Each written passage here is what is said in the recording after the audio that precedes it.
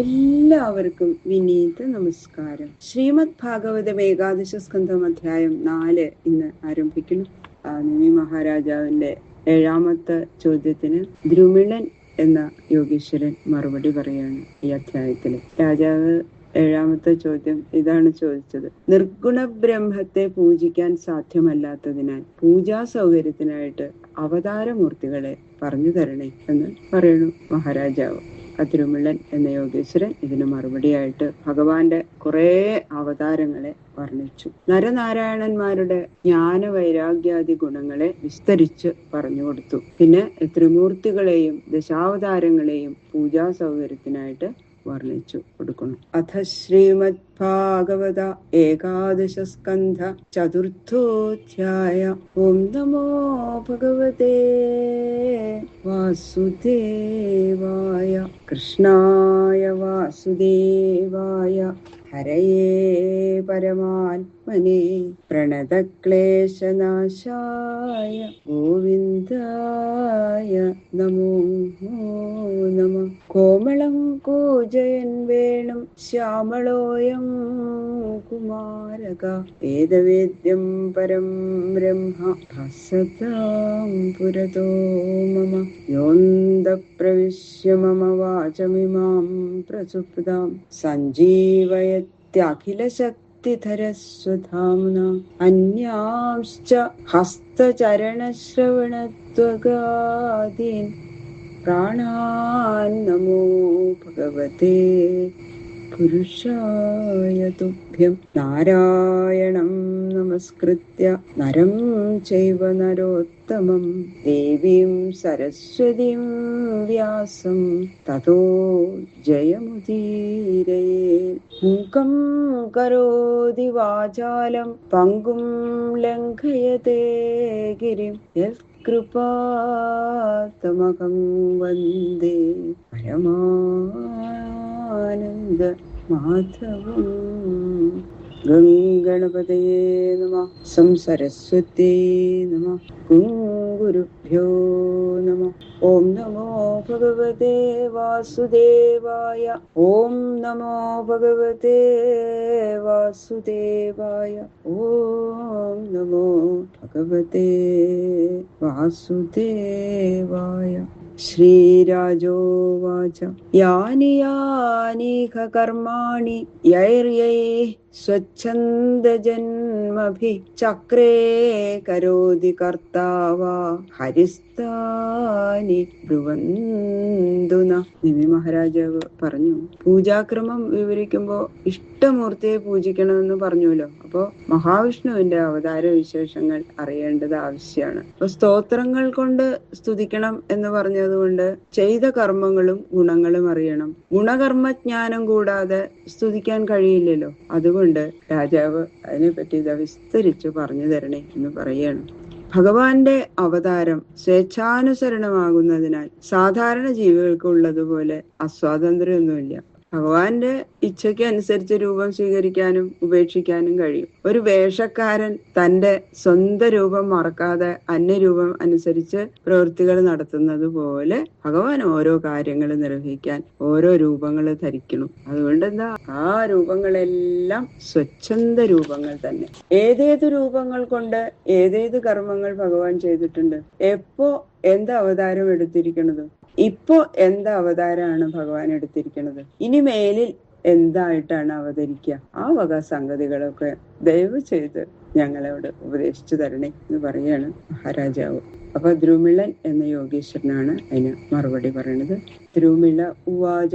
യോ വാ അനന്തസ്യ ഗുണാനന്ദാൻ അനുക്രമിഷ്യൻ സതുബാലബുദ്ധി രജാംസി ഭൂമേർഗണയേൽ കഥഞ്ചിത് കാലേന നൈവാഖില ശക്തിധാംന. ദ്രുമിളൻ പറഞ്ഞു, കാലത്രയ സംബന്ധികളായ ഭഗവത് അവതാരങ്ങൾ മുഴുവനും വിസ്തരിച്ചു പറയാനൊന്നും സാധിക്കില്ല. അതുകൊണ്ട് സംക്ഷേപമായിട്ട് പറയാം. ഭഗവാൻ ആദ്യന്തരഹിതൻ. അവതാരങ്ങളും അപ്പപ്പോൾ ചെയ്ത കർമ്മങ്ങളും അനന്തങ്ങളാണ്. അവയെ മുഴുവനും പറയാൻ ആഗ്രഹിക്കുന്നവൻ ആലോചന ഇല്ലാത്തവനാ. ഇപ്പൊ സാധിക്കില്ല, ആർക്കും പറയാൻ സാധിക്കാത്ത കാര്യങ്ങൾ ചെയ്യാൻ ആരംഭിക്കുന്നതാണല്ലോ ആലോചനയില്ലായ്മയുടെ ലക്ഷണം. വളരെ പ്രയത്നപ്പെട്ടാൽ അധിക കാലം കൊണ്ടോ യോഗാദി സാമർഥ്യം കൊണ്ടോ ഭൂമിയിലുള്ള പൊടികൾ എണ്ണി കണക്കാക്കാം. പക്ഷേ ആലോചിക്കാൻ പോലും കഴിയാതെയും അളവില്ലാതെയും ഇരിക്കുന്ന ശക്തിയുടെ ആസ്ഥാന മണ്ഡപമായിരിക്കുന്ന ഭഗവാന്റെ ഗുണഗണങ്ങളെയാട്ടെ ഒരിക്കലും ഗണിക്കാൻ കഴിയില്ല. ഭഗവാന്റെ ഗുണങ്ങള് അളവറ്റവയാകുന്നു. അതിനാൽ ചുരുക്കി പറയാം എന്ന് പറഞ്ഞിട്ട് ഞാൻ പറയുന്നു. ഭൂതേർയഥാ പഞ്ചഭിരാത്മസൃഷ്ടൈഃ പുരം വിരാജം വിരജയ്യ തസ്മിൻ സ്വാംശേന വിഷ്ടപുരുഷാഭിധാനം അവാപ നാരായണാദിദേവ.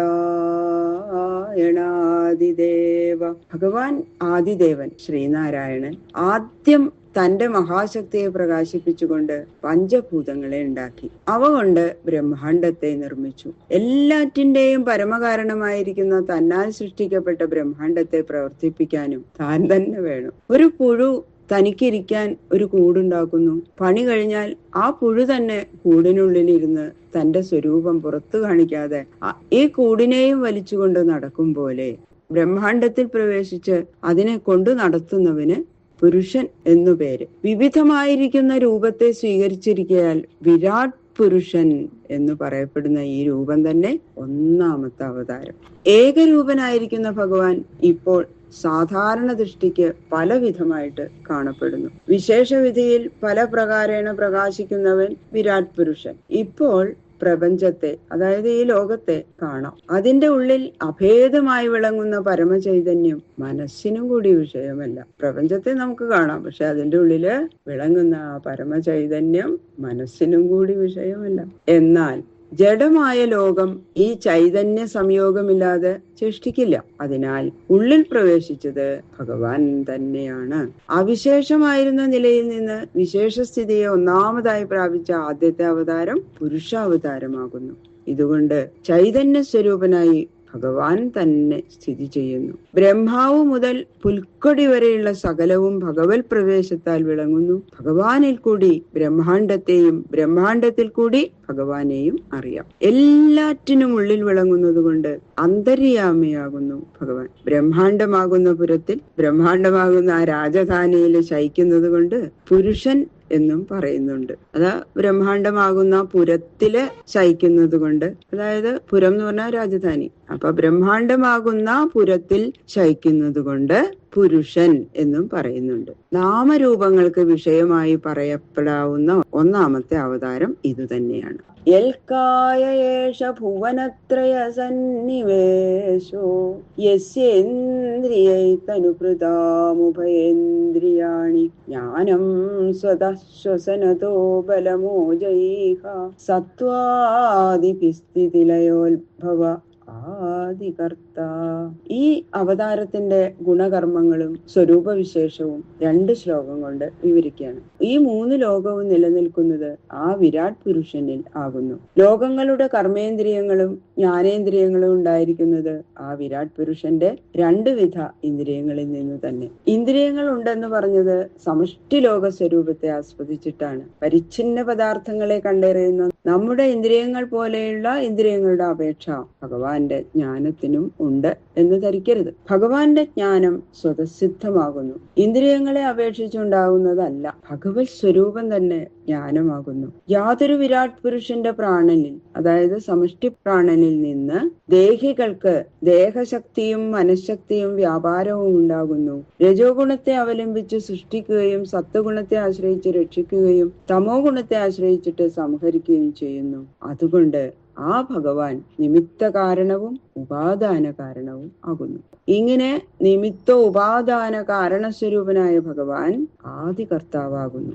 ഉണ്ടായി നിലനിന്ന് ലയിക്കുന്നത് ജഗത്തിന്റെ സ്വഭാവമാകയാൽ സ്വഭാവം തന്നെ പ്രധാനം, ഈശ്വരൻ വേറെയില്ല എന്നും ചിലർ വാദിക്കാറുണ്ട്. ഇവർ സ്വഭാവത്തിനും ആധാരമായിരിക്കുന്ന ചൈതന്യത്തെ സൂക്ഷിച്ചറിയുന്നില്ല. ലോകത്തിന്റെ ഉൽപ്പത്തി സ്ഥിതി ലയങ്ങളോളമുള്ള കാര്യങ്ങളുടെ തത്വത്തെ ധരിച്ച് അതിന്റെ ശേഷം അങ്ങോട്ട് വഴിയില്ലെന്ന് നിശ്ചയിച്ച് സ്വഭാവത്തിന്റെ ഉൽപ്പത്തി സ്ഥിതി ലയങ്ങൾക്ക് ആസ്പദമായും സ്വയം നിരാസ്പദമായും എല്ലാറ്റിനും കാരണമായും സ്വയം നിഷ്കാരണമായും എല്ലാറ്റിനെയും പ്രകാശിപ്പിക്കുന്നതുമായ ആ പരമ തേജസ്സിനെ കാണാൻ ഭാഗ്യമുണ്ടായില്ല. അതിനാൽ ആ മഹാന്മാർ എത്രയും ബുദ്ധിമാന്മാര് തന്നെയാണെങ്കിലും കുറെ ക്ഷമ പോരാതെ വരികയാൽ എത്തേണ്ട സ്ഥാനത്ത് എത്താതെ ഏകദേശം അരികത്ത് നിന്ന ഇവരെ ശൂന്യവാദികളെന്നും പറയാം. അതിനാൽ ലോകത്തിൽ കേൾക്കപ്പെടുന്ന ഓരോരോ മതങ്ങളും ഹിന്ദു മതത്തിന്റെ ഓരോരോ ഭാഗങ്ങളാകുന്നു. സാഖ്യ വൈശേഷികാദി വിഭാഗങ്ങളെല്ലാം